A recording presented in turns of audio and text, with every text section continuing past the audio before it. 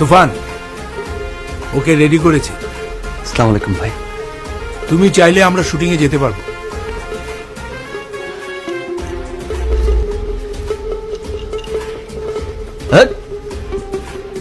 তাহলে স্যুট পরলেই তুফান হওয়া যায়? পুরাই ঝাপসা। এই বাবা, হ্যাঁ, নিয়ে যাও রে, ও পারবে না, যা।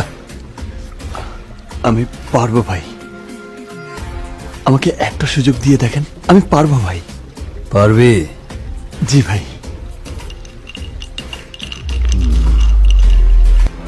এই করিডোরে কিছু ব্যবসায়ী বসে আছে, যা ডিলটা ডান করে আয়। জি ভাই। আসসালামু আলাইকুম ভাই।